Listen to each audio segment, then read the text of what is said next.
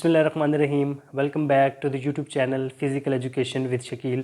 आज के नए लेक्चर के साथ मैं आपको अपने चैनल पे वेलकम करता हूं और दुआ गो हूं कि अल्लाह ताला आप तमाम के लिए आसानियां फ़रमाए। आज जिस लेक्चर की तरफ हम बढ़ेंगे और अपने पिछले वाले एक तसलसल को बरकरार रखते हुए हमने स्टार्ट किया था न्यूट्रिशन से। न्यूट्रिशन की बेसिक्स टर्म पढ़ी थी हमने पहले लेक्चर के अंदर। सेकंड लेक्चर के अंदर हमने कार्बोहाइड्रेट्स को देखा था। तीसरे लेक्चर के अंदर हमने कार्बोहाइड्रेट लोडिंग को देखा था। और आज जो हमारा टॉपिक है जिस हवाले से हम आज डिस्कस करेंगे वो है फ़ैट्स। तो फ़ैट्स की तरफ जाने और लेक्चर स्टार्ट करने से पहले मैं आप तमाम लोगों से रिक्वेस्ट करूंगा कि जो लोग मुझे देख रहे हैं या मुझसे पढ़ रहे हैं कि मेरे चैनल को सब्सक्राइब करें, लाइक करें, ताकि मैक्सिमम जो है वो आपको जो है मेरी वीडियोस मिल सकें और आप उससे मैक्सिमम जो है वो फ़ायदा गेन कर सकें। तो आज हम चलेंगे फ़ैट्स। हमारा आज का जो है वो टॉपिक फ़ैट्स है। तो मैं आपसे रिक्वेस्ट करूंगा कि एंड तक जो है वो वीडियो को देखें, क्योंकि आज की वीडियो के अंदर हम काफ़ी डिटेल के साथ फ़ैट्स को देखेंगे। फ़ैट्स क्या होते हैं, इनकी टाइप्स क्या होती हैं, इनकी क्लासिफिकेशंस क्या होती हैं और इसका हमारी ज़िंदगी में क्या ताल्लुक़ होता है, मतलब इसका प्रैक्टिकल एप्लीकेशन क्या होती है।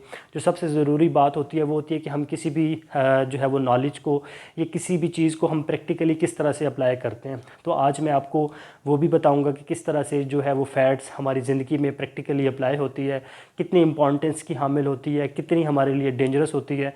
तो आपसे रिक्वेस्ट करूंगा कि आखिर तक वीडियो को देखें ताकि आप इससे मैक्सिमम जो है वो फ़ायदा हासिल कर सकें।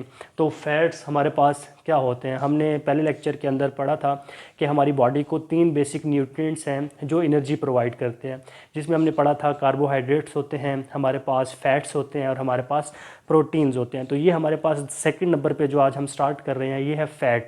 फ़ैट बेसिकली एक ऐसा न्यूट्रिएंट है जो हमारी बॉडी को एनर्जी प्रोवाइड करता है। अब ये कितनी एनर्जी प्रोवाइड करता है हमने पहले भी मैंने जो है वो बताया था, दोबारा इसको मैं रिपीट कर रहा हूँ कि अगर हम 1 ग्राम फ़ैट का लें तो ये हमें 9 कैलोरीज़ जो है वो प्रोवाइड करता है।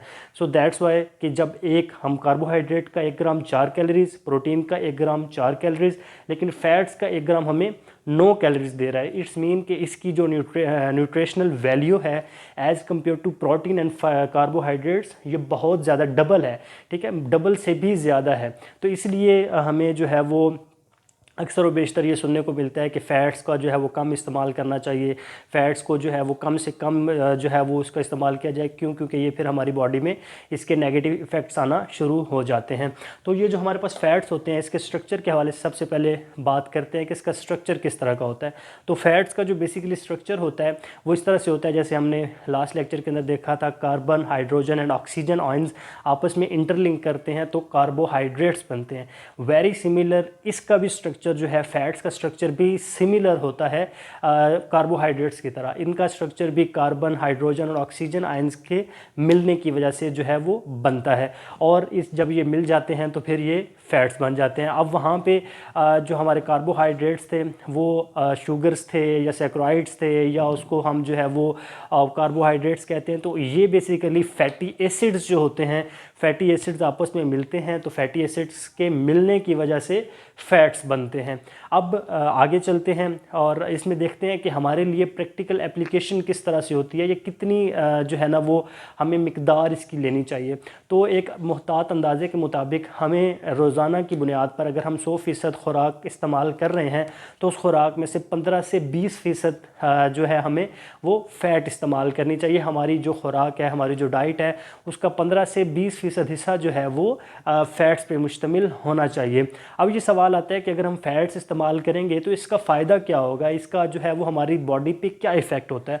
तो बेसिकली फ़ैट्स हम इसलिए इस्तेमाल करते हैं ताकि ये हमारी बॉडी के जो बोन्स या हमारी बॉडी के जो क्रूशियल पार्ट्स होते हैं उनको कुशन फ्राहम करती है, कुशन के तौर पे ये काम करती है। मतलब अगर कहीं पे रगड़ आ जाए तो ये बेसिकली हमारे जिस्म की बॉडी पार्ट्स को रगड़ से बचाती है। हमारे दिल के गिर्द अगर थोड़ी एक लिमिटेड अमाउंट ऑफ फैट जो है ना वो ज़रूरी है, हमारे बोन्स में, हमारे मसल्स में, हमारी पूरी बॉडी में एक लिमिटेड अमाउंट ऑफ फैट जो है वो बहुत ज़रूरी है, क्योंकि ये हमारी बॉडी में रेजिस्टेंस से बचाते हैं, टकराव से बचाते हैं, ठीक है। और जब भी हमारी बॉडी किसी चीज़ के साथ रेजिस्ट करती है, अगर हम देखें हमारी बोन्स का या हमारे जो जॉइंट्स होते हैं वहाँ पे अगर फ़ैट की मतलूबा मिकदार ना हो तो हड्डियाँ आपस में रगड़ खा के जो है वो घिस जाएँ और जो एक लाइफ एक बोन की मिसाल के तौर पे 50 साल है तो हो सकता है वो 5 साल के बाद ही जो है वो ख़त्म हो जाए। तो इसलिए फ़ैट का जो है वो बड़ा अहम इम्पॉर्टेंट काम ये है कि हमारी बॉडी के अंदर जो है वो रेजिस्टेंस को कम करती है। सेकंड काम क्या होता है? सेकंड काम फैट्स का ये होता है कि ये हमारी बॉडी के टेम्परेचर को मेंटेन करने के लिए बड़ी अहमियत की हामिल होती है। मिसाल के तौर पे अगर हम किसी ऐसे इन्वायरमेंट में हैं जहाँ पे बहुत ठंडा मौसम है, तो फैट्स वहाँ पे क्या करते हैं कि फ़ैट्स हमारी बॉडी का टेम्परेचर जो है वो इंक्रीज़ करने में मददगार साबित होते हैं। अगर बाहर का मौसम मिसाल के तौर पर -10 डिग्री सेंटीग्रेड है और हमारी बॉडी वो जो एबिलिटी है जिसको होम्योस्टेसिस कहते हैं, हम आगे चल के उस पर बात करेंगे, उसमें ये होता है बेसिकली कि फ़ैट जो है वो हमारी बॉडी का टेम्परेचर राइज़ करता है ताकि बाहर के टेम्परेचर जो एक्सटर्नल टेम्परेचर ऑफ इन्वायरमेंट है उसके साथ जो है वो सेम ना हो जाए। अगर सेम हो जाएगा तो जहाँ -10 पे अगर किसी बॉडी का टेम्परेचर चला जाएगा तो उसके लिए ज़िंदा रहना, अलाइव रहना is difficult. This is not possible कि अगर आपका बॉडी का टेम्परेचर जो है वो -10 या -5 या -20 में चला गया और आपकी बॉडी के जो फंक्शंस या सिस्टम्स है वो स्मूथली वर्क करेंगे, तो ऐसा नहीं होगा। तो दूसरा जो इम्पॉर्टेंट काम ये होता है कि हमारी बॉडी के टेम्परेचर को राइज़ करने के लिए फ़ैट्स जो हैं वो बहुत ज़्यादा ज़रूरी होते हैं। तीसरा और बुनियादी तौर पे हम पहले भी बात कर चुके हैं कि ये डेफिनेटली हमें एनर्जी प्रोवाइड करता है। तो जब भी हम फैट्स लेते हैं तो हम बेसिकली जो है वो एनर्जी को गेन कर रहे होते हैं और ये एनर्जी हमारी बॉडी में स्टोर होती रहती है। अब सवाल ये आता है कि जो हम फैट्स लेते हैं ये हमारी बॉडी में जाने के बाद, फैट्स में कन्वर्ट होने के बाद फूड से कहाँ पे जाते हैं? ये basically adipose tissue, ADIPOSE adipose tissues के अंदर जाके ये जो है वो स्टोर हो जाते हैं। और अगर वक्त के साथ साथ हम अगर फ़ैट ले रहे हैं और उसको जो है वो बर्न नहीं कर रहे, तो ये बेसिकली जो है वो एक्यूमुलेट होना शुरू हो जाता है, या इकट्ठा होना शुरू हो जाता है। हम देखते हैं हमारी सोसाइटी के अंदर, हम अपनी बॉडी फिज़िक को देखें तो बेसिकली हमारे डिफरेंट बॉडी पार्ट्स पे जो है वो फ़ैट ज़्यादा होना शुरू है। लाइक हमारे जो बेली है यहाँ पे फ़ैट आ जाता है, हमारी हिप्स पे आ जाता है, हमारे थाइज़ पे आ जाता है, हमारी ये जो बाइसेप्स हैं यहाँ पे आ सकता है। तो फ़ैट किसी भी जगह पे जाके जो है वो एक्यूमुलेट हो जाता है। तो इसको एक्यूमुलाइजेशन इसकी रोकने के लिए सबसे बेस्ट जो हल ये है कि अगर आप कोई फैटी जो है वो डाइट ले रहे हैं तो उसको फ़ौरन से जो है वो कोशिश करें कि एक्सरसाइज करें और उसको बर्न करें। अगर आप बर्न नहीं करेंगे तो वो इसी तरह जो है वो एडिपोज टिश्यूज़ के अंदर जाके हमारी बॉडी के अंदर जो है वो स्टोर होना शुरू हो जाएगी, जो कि हमारे लिए ख़तरनाक साबित हो सकती है। तो अब आगे चलते हैं। सबसे पहले हम ने काफ़ी सारी बातें कर ली, अब देखते हैं कि इसकी क्लासिफिकेशंस किस तरह से कर सकते हैं। क्लासिफिकेशन जब हम फ़ैट्स की करते हैं तो बेसिकली हमारे पास 3 तरह के फ़ैट्स होते हैं। सबसे पहला जो फ़ैट होता है उसको हम कहते हैं saturated fats. Saturated fats second जो टाइप होती है उसे कहते हैं अनसैचुरेटेड फ़ैट, और तीसरी जो टाइप होती है उसको हम कहते हैं ट्रांस फैट्स, या उसको हम कह सकते हैं पॉली सैचुरेटेड फ़ैट्स। अब ये बेसिकली तीनों टाइप्स क्या होती हैं? सैचुरेटेड जो फ़ैट्स हमारे पास होते हैं basically these are come from plants, ठीक है, sorry animals, these are come from animal source. मतलब जितने भी हम दूध, दही, मक्खन, पनीर या इस तरह की चीज़, कोई भी ऐसी चीज़ जो हम दूध से हासिल करते हैं वो बेसिकली हमें एनिमल सोर्स से हासिल होती है। और इनकी जो क्वालिटीज़ होती हैं वो ये होती हैं कि ये बेसिकली सॉलिड होते हैं एट रूम टेम्परेचर, ठीक है, और इनको जो है वो टेम्परेचर जो है वो थोड़ा ज़्यादा लेते हैं ताकि ये जो है वो बॉयल हो सके। इनको बॉयल होने के लिए या अपने टेम्परेचर को राइज़ करने के लिए थोड़ा ज़्यादा जो है वो टेम्परेचर चाहिए होता है, ठीक है। उसके बाद हमारे पास जो है unsaturated fats. Unsaturated fats basically वो फ़ैट्स होते हैं which are come from plant source, जो हम प्लांट से लेते हैं, जैसे कि हम जो है ऑलिव ऑयल हो सकता है।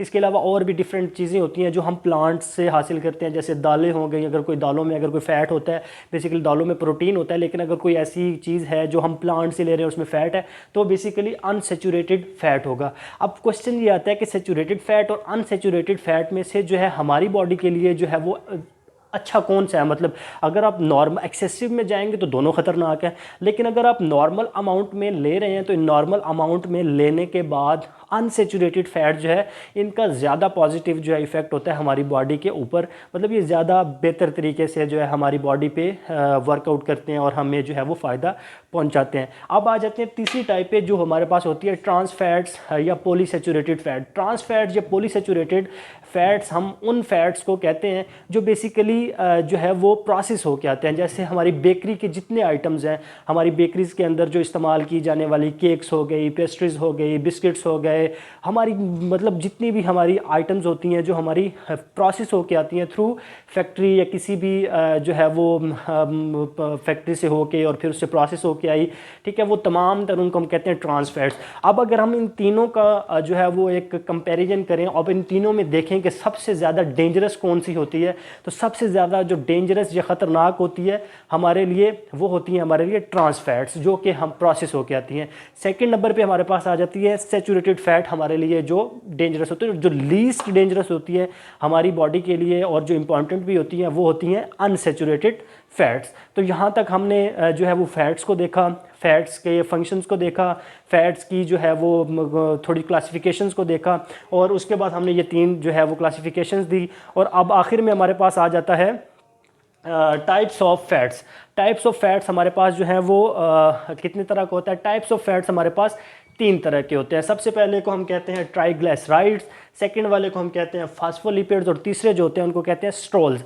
अब सबसे पहले क्वेश्चन आएगा कि व्हाट इज़ ट्राइग्लिसराइड्स। ट्राइग्लिसराइड के हवाले से जब हम बात करते हैं तो हम ये देखते हैं कि ट्राइग्लिसराइड्स क्या हैं। ट्राइग्लिसराइड बेसिकली अगर हम 100% फ़ैट ले रहे हैं तो उसमें से 98% जो फ़ैट होगा वो हमारा ट्राइग्लिसराइड्स होगा। अब ट्राइग्लिसराइड्स क्या करते हैं? हम जो भी फूड इनटेक कर रहे हैं उस फूड इनटेक का जो हमारा टेस्ट डिवेलप करना या उसके अंदर जो टेस्ट होता है वो बेसिकली जो टेस्ट डिवेलप है वो हमारा ट्राइग्लिसराइड्स करते हैं। उसके बाद जो सेकंड है हमारे पास वो होते हैं फास्फोलिपिड्स। फास्फोलिपिड्स बेसिकली क्या करते हैं कि ये जो अगर इनकी क्वालिटी देखी जाए तो ये हाइड्रोफिलिक होते हैं। हाइड्रोफिलिक का क्या मतलब है कि सम टाइम ये ऐसा फैट है जो वाटर के अंदर भी सॉल्युबल हो जाता है, और इसका जो बुनियादी तौर पे फंक्शन होता है वो ये होता है कि ये किसी भी ऑर्गन की या किसी भी चीज़ की सेल मेम्ब्रेन को जो है वो बनाते हैं। उसके बाद हमारे पास तीसरे आ जाते हैं स्ट्रोल्स। स्ट्रोल्स बेसिकली क्या है? स्ट्रोल हमारे पास आपने एक बड़ी जनरल सी टर्म सुनी होगी, कोलेस्ट्रोल। कोलेस्ट्रोल बेसिकली क्या है? कोलेस्ट्रोल जो है वो बेसिकली स्ट्रोल्स होते हैं, और कोलेस्ट्रोल बेसिकली हमारी बॉडी के अंदर जो हमारे ब्लड के अंदर शामिल होते हैं, और ये एक फैट की एक ऐसी किस्म है जो हमारे ब्लड के अंदर शामिल होती है। अब इस कोलेस्ट्रोल जो है इसकी दो टाइप्स होती हैं, एक होती है LDL लो डेंसिटी लिपोप्रोटीन, और दूसरी होती है HDL हाई डेंसिटी लिपोप्रोटीन। ये दो तरह के कोलेस्ट्रोल होते हैं। अब ये क्वेश्चन है कि ये दो हैं तो इनमें से अच्छा कौन सा है और बुरा कौन सा है? तो जो हाई डेंसिटी लिपोप्रोटीन होता है ये हमारी बॉडी के लिए इंतहाई अहमियत का हामिल होता है, क्योंकि ये हमारी खून में शामिल होता है और हमारे खून को जो है वो पतला होने से जो है वो जो है ना हमारी जो ब्लड की डेंसिटी है उसको बढ़ने से, मतलब उसको गाढ़ापन होने से बचाता है, हाई डेंसिटी लिपोप्रोटीन। और लो डेंसिटी लिपोप्रोटीन बेसिकली हमारे लिए हार्मफुल होता है। तो जो हमारे पास हाई डेंसिटी लिपोप्रोटीन हमारी बॉडी के अंदर मौजूद होता है उसका बुनियादी फंक्शन ये होता है कि जो लो डेंसिटी वाला लिपोप्रोटीन है उसको जो है वो हाई में कन्वर्ट करे। तो अगर हमारा ये कोलेस्ट्रोल जो है ये लेवल ब्लड के अंदर इंक्रीज़ हो जाए तो हमारे ब्लड की थिकनेस जो है वो इंक्रीज़ हो जाती है। तो जब ब्लड की थिकनेस इंक्रीज़ हो जाएगी तो हमारे दिल को मोर पावर चाहिए होती है कि उस ब्लड को पंप करने के लिए, और जब वो मोर पावर चाहिए होगी तो डेफिनेटली उसको अपने फंक्शन से बढ़ के जो है वो जोर लगाना पड़ेगा। इन द रिज़ल्ट जो होगा हमारे ब्लड का हार्ट फेलियर हो सकता है, और हमारी अगर वो मज़ीद थिक होता रहे, ब्लड थिक होता रहे, तो वो हमारे जो खून की नालियाँ ब्लड वेजल्स होती हैं उनको ब्लॉक कर देगा, और उनकी ब्लॉकेज होगी तो फिर हमारे लिए जो है वो हमारे दिल के लिए या हमारे बॉडी सिस्टम्स के लिए काम करना पॉसिबल नहीं होगा, और कोई भी बंदा जो है खुदा न खास्ता एक्सपायर हो सकता है। तो ये हमारे पास हो गए स्ट्रोल जिसके अंदर LDL और HDL आता है, ठीक है, लो डेंसिटी लिपोप्रोटीन और high density lipoprotein. High density जो है वो is good for our health and low density lipoprotein is not good for our health. तो ये आज का हमारा लेक्चर था। मैं एक दफ़ा इसको सम अप कर देता हूँ। सबसे पहले हमने फ़ैट पढ़ा कि फ़ैट क्या होता है, फ़ैट की, उसके बाद हमने कुछ थोड़ी बहुत उसकी क्वालिटीज़ और उसकी जो है ना वो फंक्शंस के वाले से बात की। उसके बाद हमने क्लासिफिकेशन सैचुरेटेड, अनसैचुरेटेड, और लास्ट पे हमने पॉलीसैचुरेटेड या ट्रांस फैट्स के वाले से बात की। उसके बाद हमने इसकी टाइप्स के वाले से बात की जिसमें हमारे पास ट्राइग्लिसराइड्स आ जाते हैं, फास्फोलिपिड्स आ जाते हैं और स्ट्रोल्स आ जाते हैं, ठीक है। फास्फोलिपिड्स जो है, ट्राइग्लिसराइड जो है वो टेस्ट डेवलप करते हैं, फास्फोलिपिड जो है वो सेल वॉल जो है वो सेल मेम्ब्रेन जो है वो डेवलप करते हैं, और स्ट्रोल्स के अंदर जो है वो कोलेस्ट्रोल होता है जिसमें LDL और HDL होता है। तो उम्मीद करता हूँ कि आपको ये आज का जो ये लेक्चर है ये अच्छे से समझ आया होगा और आप इसका भरपूर फ़ायदा उठाएंगे। लेकिन अगर फिर भी आपके माइंड में कोई क्वेश्चन हो तो आप कमेंट सेक्शन में मुझसे पूछ सकते हैं, और इंशाल्लाह आप मेरे स्क्रीन पे आपको नंबर भी नज़र आ रहा होगा, आप इस नंबर पे मुझे कॉल करके भी अपने क्वेश्चंस के जो आंसर वो ले सकते हैं। तो उम्मीद उम्मीद करता हूँ कि आपको ये लेक्चर पसंद आया होगा, और अगर आपको पसंद आया है तो आपसे रिक्वेस्ट है कि मेरे चैनल को लाइक सब्सक्राइब कर दें, ताकि मैं मैक्सिमम जो है वो आपके लिए मज़ीद काम कर सकूँ, और आप मुझे पॉजिटिव फ़ीडबैक देंगे तो मैं मज़ीद अच्छा काम करूँगा। तो बहुत शुक्रिया। इंशाल्लाह आप लोगों से मुलाकात होती है एक अगले लेक्चर में। तब तक के लिए आपसे इजाज़त चाहता हूँ। खुदा हाफिज़। Thank you.